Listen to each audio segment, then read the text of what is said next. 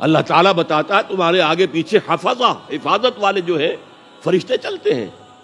اور آپ نے کبھی دیکھا ہوگا کہ گاڑی کوئی سناٹے سے ایسی گزر گئی ہے آپ کے ساتھ سے کہ آپ محسوس کریں کسی نے آپ کو دھکا دے کر بچایا، کوئی غیر مرئی طاقت ہے، انویزیبل طاقت ہے جس نے آپ کو ہٹایا ہے اور گاڑی سے بچایا ہے۔ فرشتے ہیں، ہر جگہ ہے، ہر آن ہے۔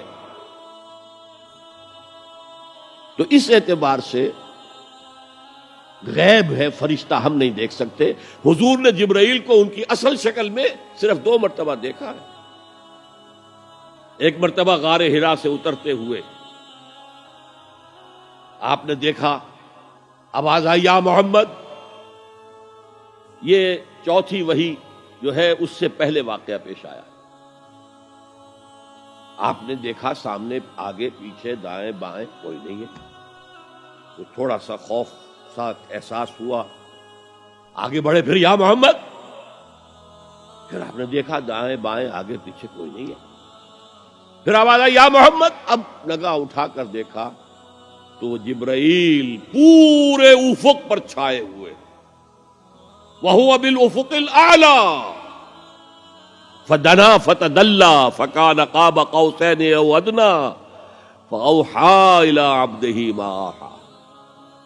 ایک اس موقع پر جبرائیل کو ان کی اصل ملک کی شکل میں دیکھا ہے، اور ایک شب معراج میں دیکھا ہے ملک کی شکل کے اندر۔ تو باقی تو ہر دفعہ حضرت جبرائیل یا تو وہی ہے تو اس میں جبریل فرشتہ نظر نہیں آ رہا، وہ تو روح الامین، روح محمدی پر نزول کر رہا ہے، نازل کر رہا ہے قرآن۔ ان آنکھوں کا اس میں کوئی دخل ہے ہی نہیں، ان کانوں کا اس میں کوئی دخل نہیں۔ شاید میں نے آپ کو ایک شعر بھی سنایا تھا جگر کا، جو میں حیران ہوا کرتا ہوں کہ کس عالم میں ہوں گے اس وقت جگر جب کہ انہوں نے یہ شعر کہہ دیا۔ واقعہ یہ ہے کہ وہ بہت شراب پینے والے تھے، لیکن جب شراب سے توبہ کی ہے انہوں نے تو پھر جو شاعری انہوں نے کی ہے وہ بڑی پاکیزہ شاعری، اسی میں ہے یہ شعر، نغمہ وہی ہے نغمہ کہ جس کو روح سنے اور روح سنائے۔ وہ نغمہ قرآن روح الامین نے سنایا، روح محمدی نے سنا صلی اللہ علیہ وسلم وعلیہ الصلوۃ والسلام۔ یہ نظم بڑی عجیب ہے۔ جہل خرد نے دن یہ دکھائے، جہل خرد انسان کے عقل کی جاہلیت، جدید فلسفے، جدید نظریہ۔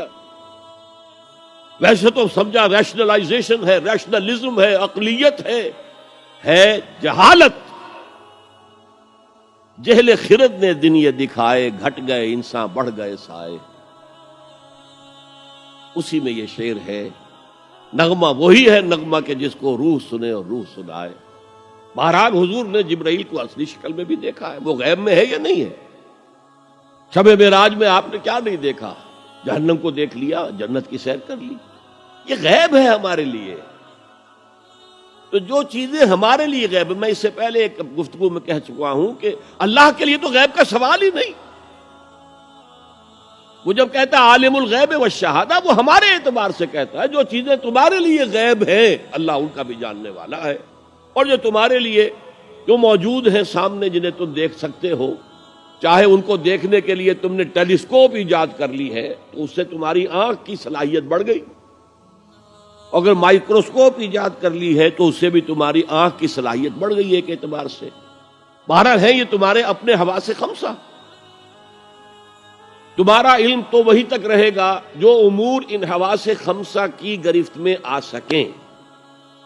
ان سے جو ماورا ہیں، جس کو آپ کہتے ہیں ماوراء الطبعیات، فزیکل ورلڈ سے ماورا، جس کو میں نے اپنی گفتگو میں کہا تھا عالم امر ایک عالم خلق ہے۔ ہماری ساری سائنس، ہمارا سارا مطالعہ، ہماری ساری علم جو ہے وہ عالم خلق سے متعلق ہے، عالم امر سے کوئی تعلق ہی نہیں۔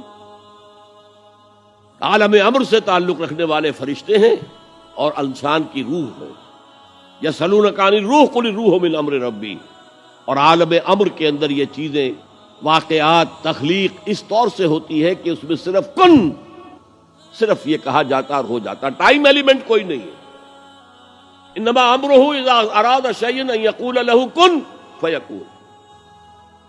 ایسا ہی کوئی بڑا کن تھا جسے سائنسدان وہاں تک پہنچ گئے ہیں، دی بگ بینگ، کوئی بہت بڑا کن تھا اللہ کا جس سے کہ اس عالم خلق کا خليل بالقرآن هو إمامنا على هداية الله آمتنا.